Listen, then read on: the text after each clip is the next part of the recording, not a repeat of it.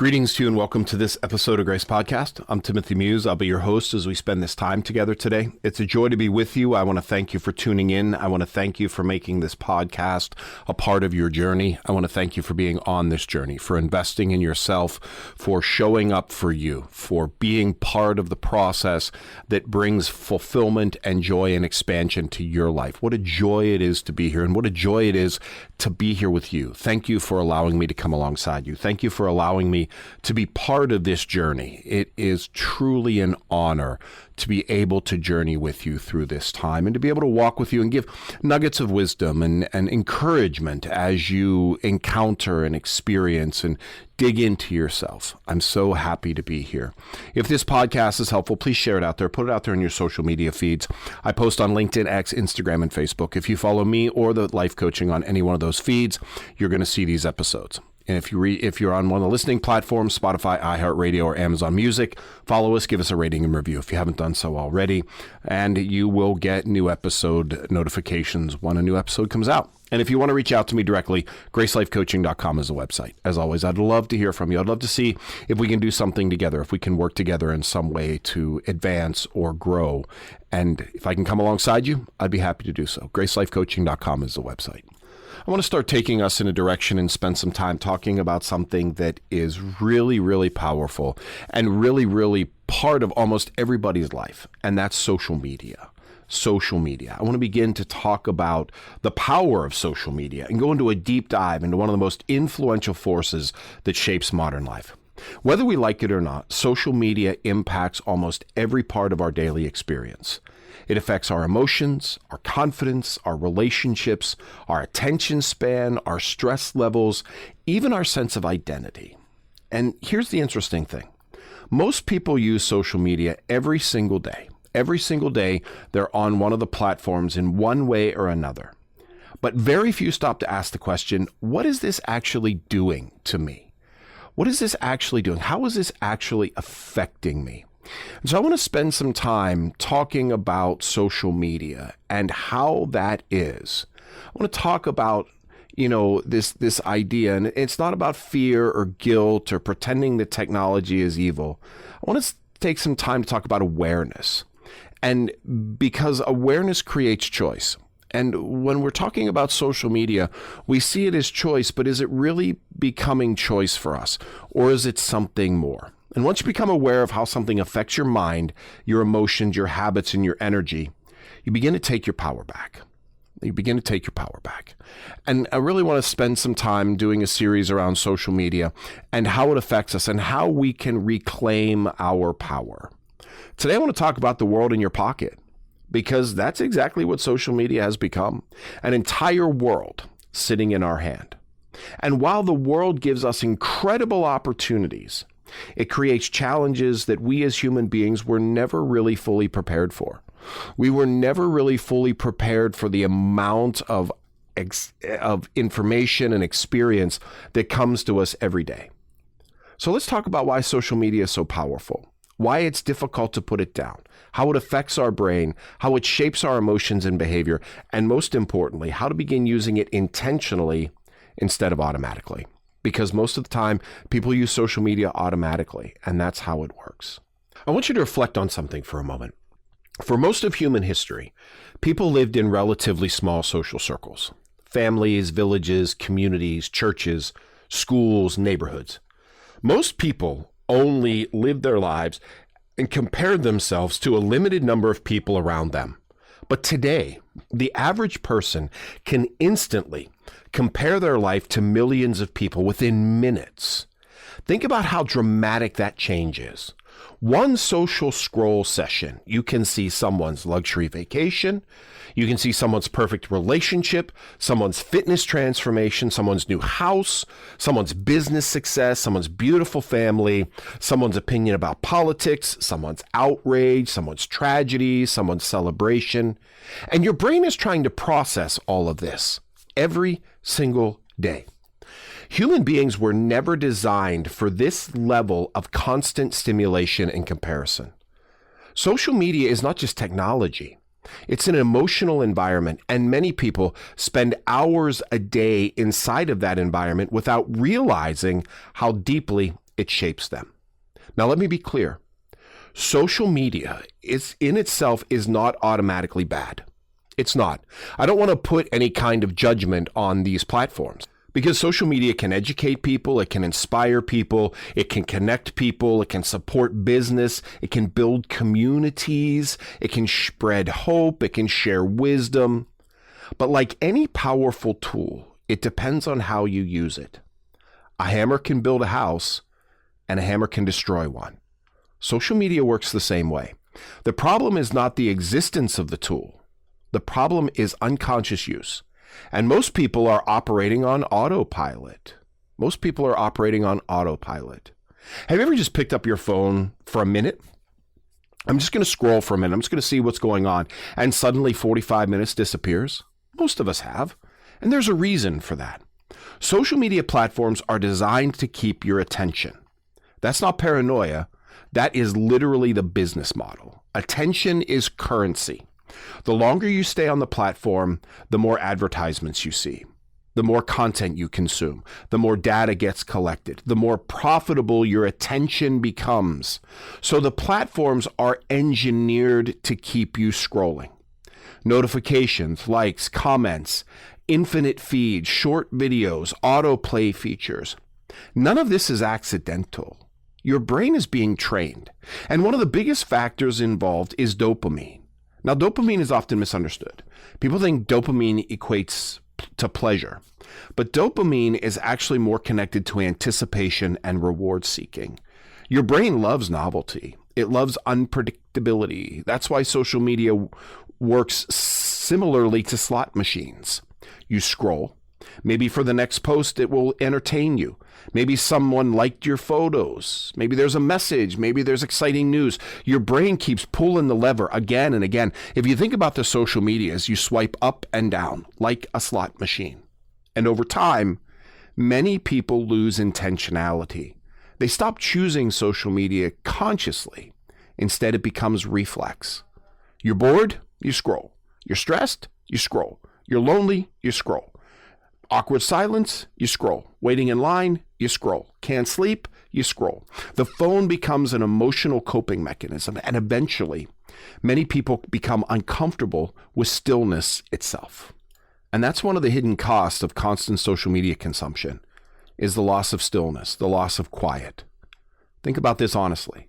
When was the last time you sat in silence without immediately reaching for stimulation? When was the last time you sat in silence? No scrolling, no notifications, no videos, no noise, just silence and quiet and stillness. For many people, that feels uncomfortable now because social media has conditioned the brain to expect constant input. But silence matters. Silence matters. Reflection matters. That's where clarity comes from. That's where emotional processing happens. That's where creativity develops. That's where self-awareness grows. If every empty moment gets filled with content, your mind never fully rests. And eventually people begin feeling emotionally exhausted without understanding why. The brain is overstimulated. The nervous system is overloaded. And yet, because the stimulation has become normal, they barely notice it anymore. That's why many people feel mentally tired even after spending hours relaxing online. I'm air quoting relaxing online. Consumption is not always rest. Sometimes it's simply more stimulation. And not only has the platforms and the content and the constant scrolling taken away stillness and quiet, it also has another major impact. It's identity formation. People begin to ask themselves, how am I being perceived? How many likes did I get?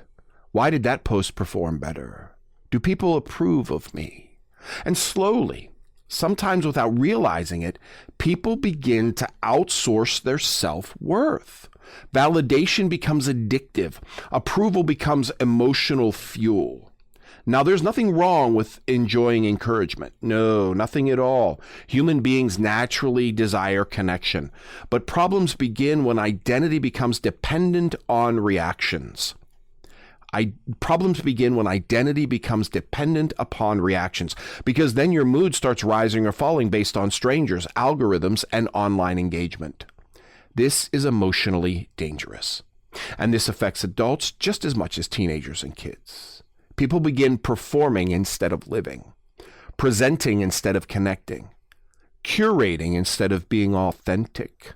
Sometimes people stop experiencing moments fully because they're too focused on documenting them.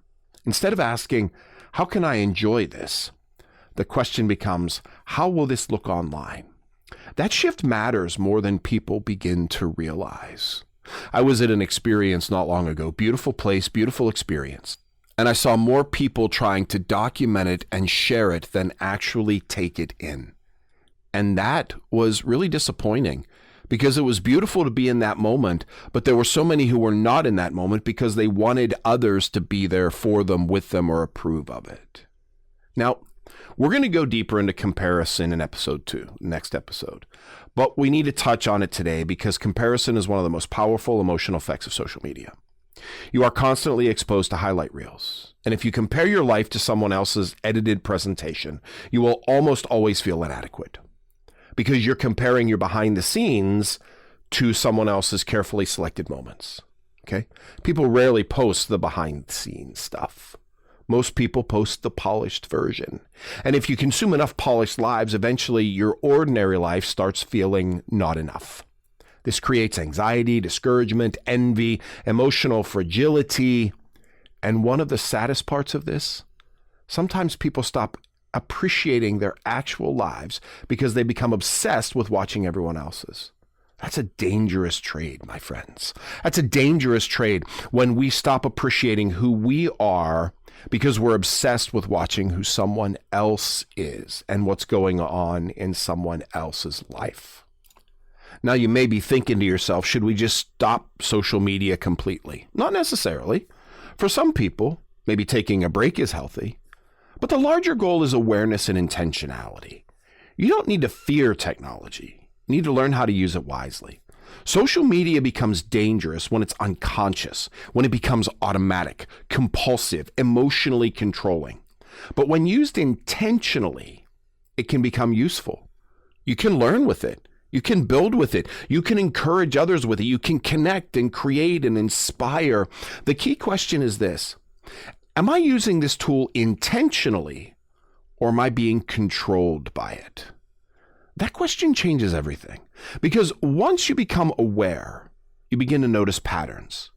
You begin to notice how certain accounts affect your mood, how scrolling affects your focus, how comparison affects your confidence, how notifications affect your peace, how overstimulation affects your emotional energy. And awareness gives you the power to change. And that's really what this is about. This is about being intentional on how we use these tools, not being used by them. Okay? So let's look at some practical steps here. How do we apply this? What does this look like in daily life? So the first part about awareness is gathering data and information. So I would encourage you to track your screen time. Don't judge yourself. Just observe. Just observe. My phone, it gives me a notification every Sunday morning of the average time that I've spent on it for the week. Okay? Every day, the average every day. And your phone, there are points in your setting where you can go on and you can track your daily use. You can track the use of each of the apps. You can track your interactions. This information is there. It's contained within your phone and it's not hard to find. What I would recommend you do is I would recommend you take your phone, whatever your phone is. If you don't know how to get to the settings, then I would recommend that you figure out how to get there. The easiest way to do it is, just like Google or YouTube, and just ask the question. Ask the question, how do I track my stuff? How do I track on my iPhone 16 or on my Samsung or whatever? Track your phone. Once you see how many hours you actually spend on your phone, that brings awareness. Okay, that brings awareness. You want that awareness. So the first step in trying to move from just conditioning to intentionality is actually tracking every day. So I have my own little, personal best, my own little personal record. my goal. So like I said, every week, I get a notification of the average of how much time I'm on my phone. I try to keep it below 2 hours a day. Okay. And usually it ebbs and flows between like an hour and 58 minutes and 2 hours and 14 minutes, depending on the week. But my goal is below 2 hours a day. Okay. So track your screen time. Get that awareness. If you do nothing else, get awareness about how you're using your phone. So track your screen time. Another thing to do is start to notice emotional shifts, okay? Pay attention to how you feel after you're scrolling, all right? Pay attention to where you're at. Do you feel inspired, drained, anxious, encouraged, distracted, discouraged? Notice the pattern. Notice where you are when you're done scrolling. What does that look like? What is this actually doing to you? Again, this is intentionality. Okay. When we're conditioned to do something, it doesn't matter how we feel. We just do it. All right. That's what happens with addiction. All right. So addiction is, it doesn't matter how I feel. I have to do this, whether it's smoking or alcohol or drugs or shopping, what have you, whatever your addiction is. Addiction doesn't matter how you feel. But when we can step back and say, you know what, I drink every day and I feel awful. Maybe I should consider stopping drinking. So notice your emotional shift. Notice how you feel after you have a scrolling session, whether it's 5 minutes or 45 minutes or whatever. So track your screen time. Notice your emotional shifts within your phone usage. Create one small boundary, just one, not 10, but one. If we really want to be intentional about how we use these tools, then we need to create boundaries around them. So what is one small boundary? Not 10, but one. And they can look different depending on your usage of the platform.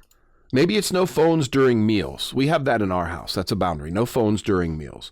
Or no scrolling before bed. Maybe the last hour before I go to bed, I turn my phone off.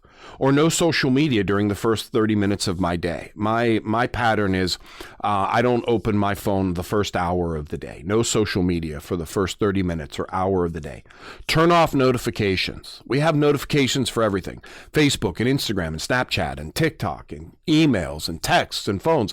And so all these notifications are going off. And every time a notification goes off, we get that little dopamine spike. That little dopamine. Oh, something's happening. Oh, let's look. Oh, it's just an earthquake in Uganda. Or, oh, it's just the stock market just went down. Or, oh, my team just won. Turn off notifications. If you use your phone for work or you use your phone for communication, then keep your communication apps on, like your phone itself or text messages or emails or what have you. But turn off all the other notifications. Reduce the amount of interaction that your phone requires of you throughout the day. Because trust me, if all of your apps have your notifications on, your phone is just going to light up like a Christmas tree all day. Create one small boundary to intentionally use the technology. And here's one that I would encourage is practice 1 hour of disconnection every day. 1 hour. No social media, no endless scrolling. Let your mind breathe. At first, it may feel uncomfortable. You're like, oh, I'm sitting here doing nothing. I should be scrolling. I should be seeing what's going on. That discomfort is information. If you can't sit for an hour with yourself, without your phone, without social media, without scrolling, that discomfort is information. That means that your brain is craving it over and over and over. So practice 1 hour of disconnection a day. Maybe if 1 hour is too long, make it 30 minutes to start out. But practice disconnection every day. Because that's going to tell you how your brain is functioning and attached to these platforms. I want you to remember something important, okay? Social media is powerful because human attention is powerful. Where attention goes, energy follows. It's so true. And where energy goes, life eventually follows. If your attention is constantly fragmented, distracted, overstimulated, and emotionally manipulated, your life begins to feel fragmented too. But if you begin to reclaim your attention intentionally, something changes. You think more clearly, you feel more present, you become more emotionally grounded, you reconnect with the actual life that you desire instead of constantly escaping into someone else's. Now, the goal isn't perfection here, my friends. The goal is awareness. And awareness is where freedom begins. Once we are aware of that which is holding us, that's where freedom begins. That's what I got for you for today, my friends. I hope it's helpful. I really do. I'm really looking forward to spending this time looking into a deep dive of what social media does, how we can use it appropriately and intentionally, and how it really can affect us in ways that we're not really even aware. But awareness is so powerful. So that's where we're going to go. That's the journey we're going to take. If this podcast is helpful, please share it out there. Put it out there on your social media feeds. If you're listening on the platforms, then follow us, give us a rating and review. And if you want to reach out to me directly, I would love to hear from you. GraceLifeCoaching.com is the website. You can reach out to me because at Grace Life Coaching, we want you to be the best you.